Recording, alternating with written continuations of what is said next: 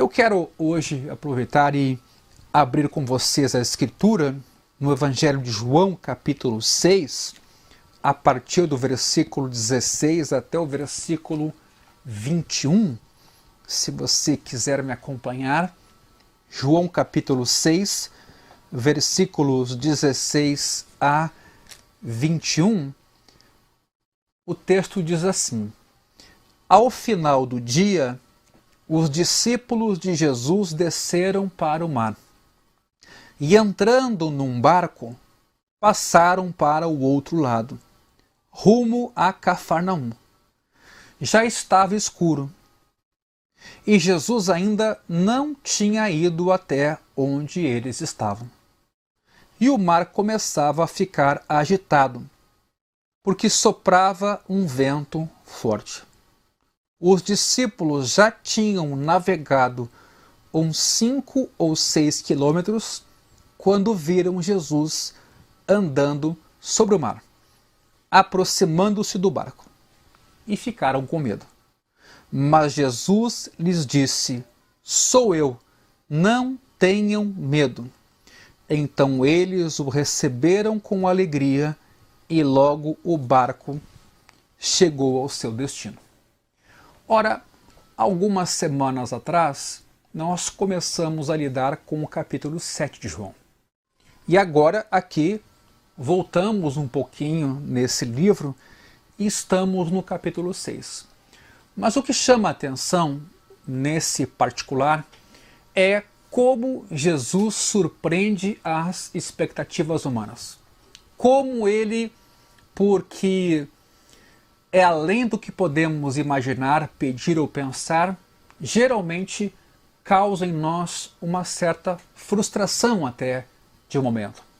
Essa passagem que acabamos de ler é antecedida pelo momento em que Jesus multiplica pães e peixes e a multidão é alegre com aquilo, eufórica, no versículo 15, quer aclamá-lo rei. Ou seja, Jesus ficou sabendo que estavam para vir com a intenção de fazê-lo rei à força. Então ele se retirou outra vez sozinho para o monte. E é nesse monte que ele está orando. E é nesse monte que ele se detém, de modo que os discípulos se antecipam, entram no barco e vão em direção a Cafarnaum pelo mar na Galileia. E aí não tem como a gente esquecer que no capítulo 7 de João, também os irmãos de Jesus sugeriram que ele, se quisesse ser conhecido, que se apresentasse ao mundo, que subisse a Jerusalém, na festa dos tabernáculos, e lá então se tornasse público o seu ministério, até porque Jesus vinha perdendo alguns discípulos. Nesse capítulo 6 mesmo, ele confronta os seus discípulos. Talvez alguns deles não sabiam por que o estavam seguindo, e alguns, inclusive, não poucos, deixam de seguir Jesus. Por quê? Porque tinham expectativas equivocadas a respeito do Mestre, e ele então esclarece quem ele era, por que tinha vindo e o que implicava para a vida de um discípulo seguir a Jesus.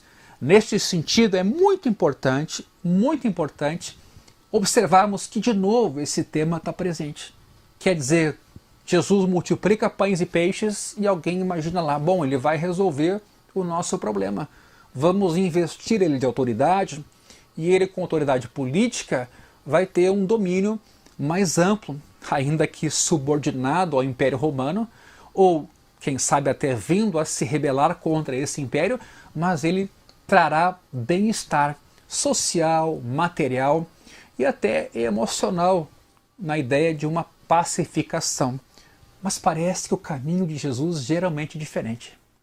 E aqui eu queria parar um pouquinho para que nós nos detivéssemos a ouvir mais Jesus. Guardássemos um pouquinho no bolso a nossa premissa, nossa preconcepção, nossas ideias que a gente já carrega a partir das nossas histórias e experiências do passado sobre o que é um salvador, um líder ou alguém que pode nos ajudar.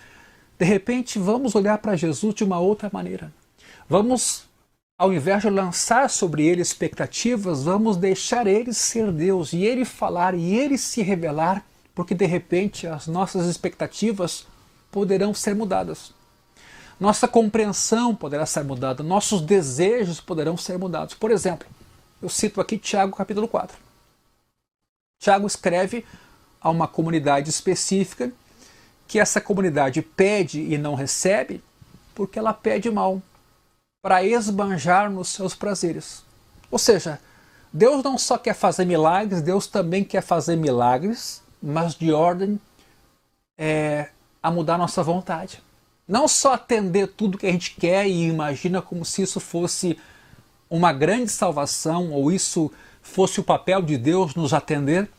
Às vezes ser Deus é não nos atender, é nos corrigir, é nos educar, é mudar nossa vontade, é dizer não para nós, é nos corrigir. Então, me remetendo a esse texto de Tiago, o capítulo 4 começa exatamente dizendo que as guerras e contendas que existem entre as pessoas existem por causa dos prazeres que militam na carne deles, no coração deles, nos pensamentos deles.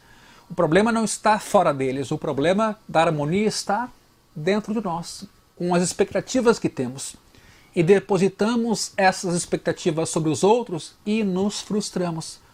Pois bem, aqui então Jesus está sendo envolvido.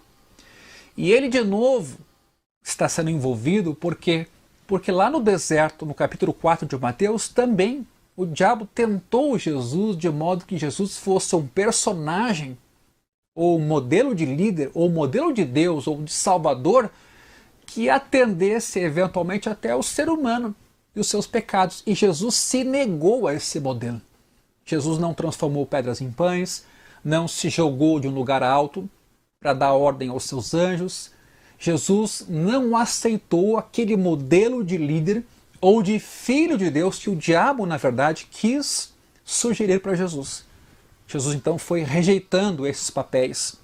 É como se ali o diabo estivesse tentando modelar na vida de Jesus um jeito de ser crente ou de ser filho de Deus que aparentemente era vitorioso e piedoso, mas Jesus rejeita esse modelo, como por exemplo, usar o seu poder em benefício próprio, transformando pedras em pães.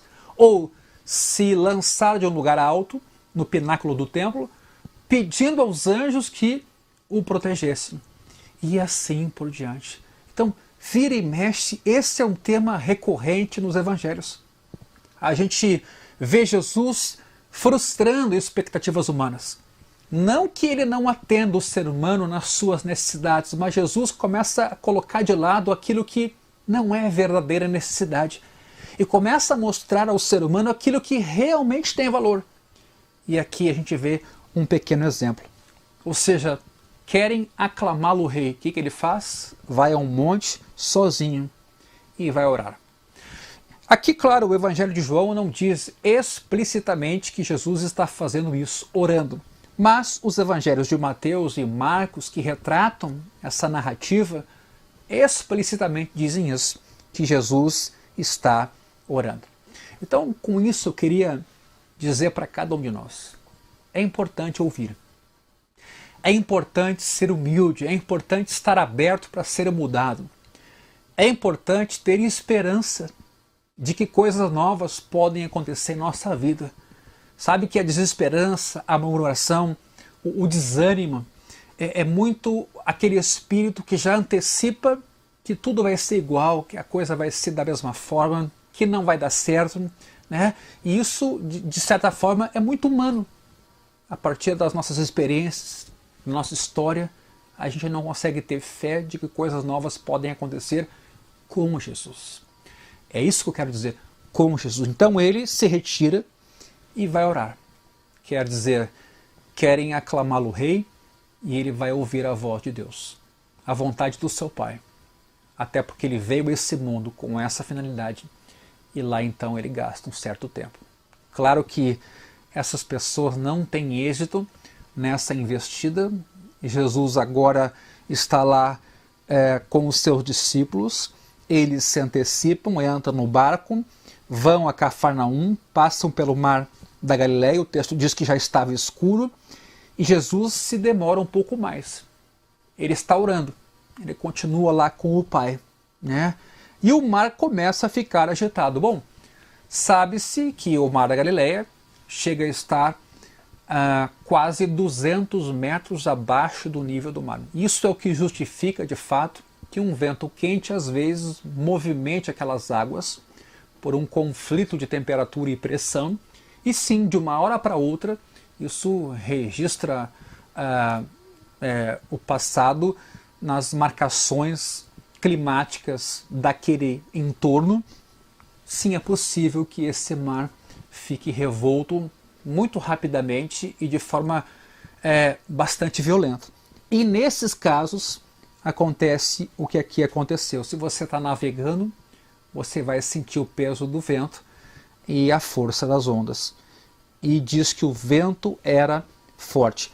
Os discípulos, conforme o texto nos dá a entender, já tinham andado 5 ou 6 quilômetros. Aliás, é muito bom ter uma nova Almeida atualizada, porque ela já atualiza, né, distâncias aqui. Ao invés de estádios, o texto já nos dá em quilômetros, ou seja, 5 ou 6 quilômetros o barco já estava longe da praia. Quer dizer, né, não tinha nem como pensar em voltar. Aparentemente, uns 20 quilômetros mais ou menos fazem uma margem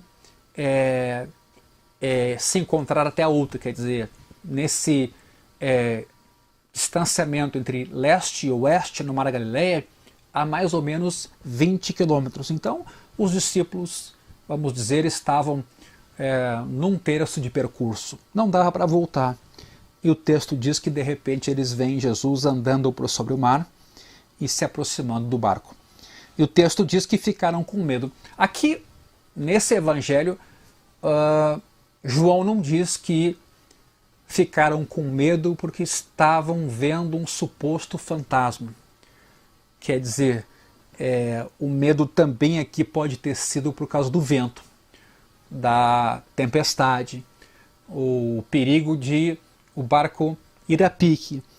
Mas dá para imaginar, sim, que alguém andando por sobre as águas é uma coisa nada natural, nada comum, e tudo aquilo que a gente não traz na nossa história e que não está acostumado a isso causa estranheza, insegurança, causa medo. É a novidade.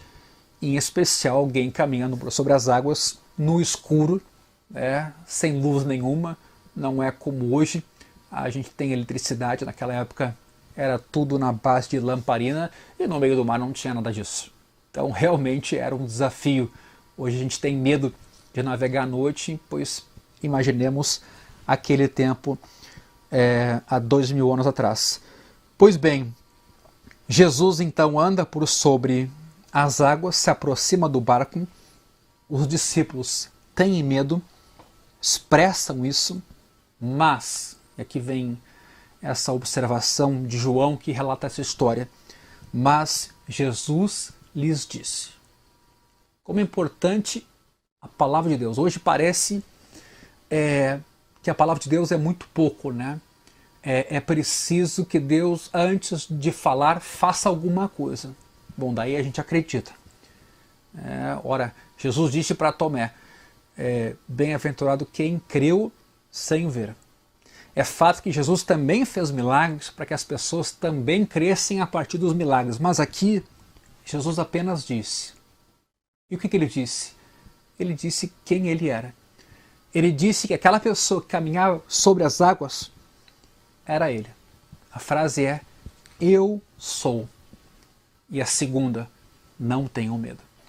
Eu, assim, queria dizer a partir dessa história, em especial dessa breve conclusão, que não importa na vida aonde a gente esteja, se Jesus estiver presente e realmente for Jesus, não há por que ter medo, nem no inferno.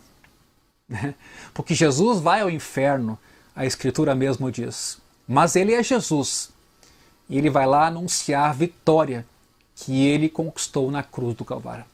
Então, eu falo isso sem temer, sem receio algum. Não importa aonde a gente esteja, Se a gente está com Jesus e crê em Jesus, identifica Jesus, não há por que ter medo. Eu sei que a gente às vezes tem medo de uma pandemia, tem medo de perder o emprego, tem medo de uma situação familiar, tem medo até de uma tempestade, de um tsunami, né, como acontece em alguns lugares, tem medo da economia e de muitas outras coisas, que claro, mexem com a nossa estrutura, mexem com a nossa alma, mexem com os nossos olhos, né, e pensamentos. Mas a grande verdade é que está aqui alguém maior do que a natureza. Alguém que, inclusive, depois que dá esse descanso aos discípulos, não tenham medo porque ele se identifica, faz com que os discípulos recebam Cristo no barco com alegria. E logo após o barco chega ao seu destino. Tem alguns textos no Evangelho de João que reforçam essa comum frase em que Jesus diz quem ele é. Por exemplo, nesse capítulo 6 mesmo, no versículo 35, ele diz: eu sou o pão da vida. É uma metáfora, é uma figura de linguagem que dá conta de que Jesus é verdadeiro alimento para a nossa alma. Nem só de pão vive o homem, mas de toda a palavra que procede da boca de Deus. Ele supre, ele alimenta, ele dá prazer, ele supre as nossas necessidades. Não tem como ficar sem comida, sem água. O Jesus é essa comida. Uma outra metáfora: eu sou o bom pastor. De novo, Jesus aqui agora demonstra a sua identidade.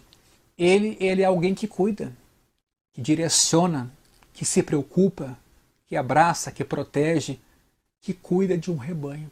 Eu sou o bom pastor que dá vida pelas suas ovelhas. Uma outra frase que Jesus utiliza nesse mesmo evangelho é: eu sou a videira verdadeira e vossos ramos, e o meu pai é o agricultor. Então, nós estamos ligados a Jesus, dependemos de Jesus, estamos enxertados nele e ele vive em nós, como essa seiva que alimenta os ramos, para que os ramos deem fruto e não murchem e não sequem, mas consigam ser meio de frutificação. Mas há outras expressões de Jesus nesse sentido. Em João capítulo 8, versículo 24, eu lhes disse que vocês morrerão em seus pecados, porque se não crerem que eu sou, vocês morrerão nos seus pecados.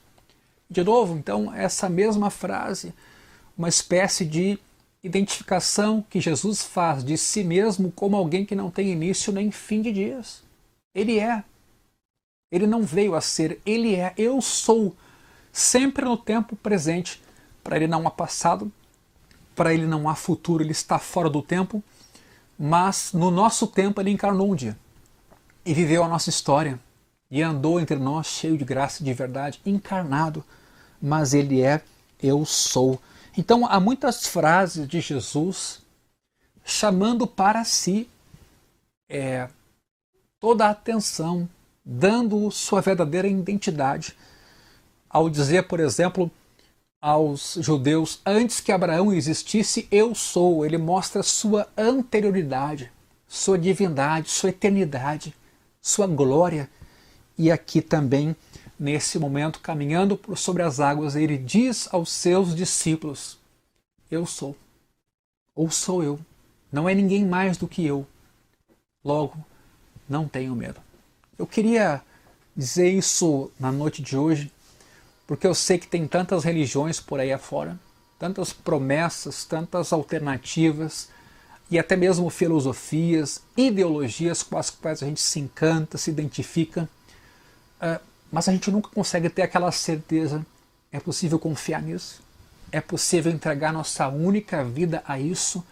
Vale a pena viver para isso, ou em nome disso, valerá a pena no final da nossa caminhada ter nos devotado a isso, aquilo, ou melhor mesmo, é crer em Jesus, dar crédito a essa palavra dele como Filho de Deus, que veio ao mundo para salvar, para perdoar, para curar, para ser pastor, para ser videira, para ser pão que desceu do céu, para ser o nosso Deus.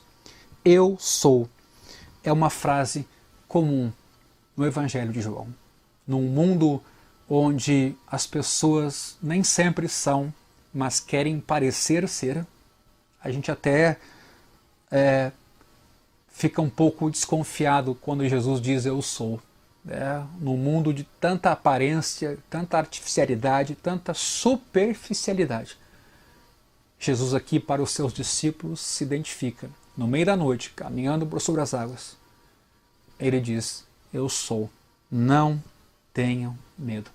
E o texto diz que eles o receberam com alegria e logo o barco então chega ao seu destino. É muito possível que esse texto nos remeta ao Salmo de número 107, lá nos seus versículos 23 em diante, quando o salmista fala da natureza, em especial dos oceanos, e de Deus na relação que ele tem com tudo mais que foi criado. Pois diz lá esse texto, os que, tomando navios, descem aos mares, os que fazem comércio na imensidade das águas, esses veem as obras do Senhor e as suas maravilhas nas profundezas do abismo. Pois Deus falou e fez levantar o vento tempestuoso, que elevou as ondas do mar.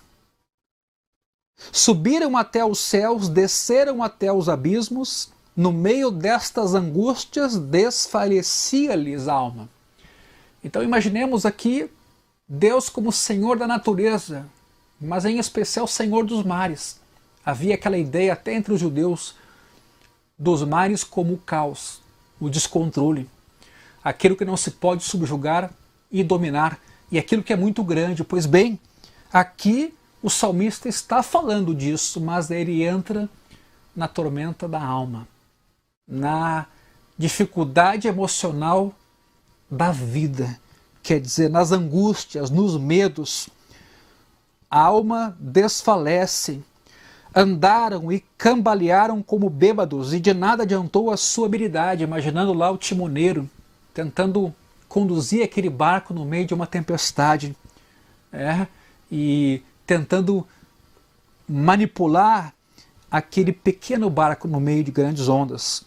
Então, na sua angústia, clamaram ao Senhor e ele os livrou das suas tribulações. Fez cessar a tormenta. Vejam que paralelo com esse texto do Evangelho. Fez cessar a tormenta e as ondas se acalmaram. Então se alegraram com a calmaria e assim os levou ao porto desejado. É incrível essa narrativa de João e muito provavelmente João tinha em conta esse salmo e parece que faz um fechamento aqui dessa história para mostrar que esse Deus veio ao mundo, o Cristo encarnado tinha poder sobre a natureza, tinha poder sobre as tempestades. É um Deus que livra, é um Deus que salva, é um Deus que ama, é um Deus que se importa e é um Deus que quer conduzir a nossa vida, nossa jornada e nosso barco até o destino que Ele pensou para cada um de nós.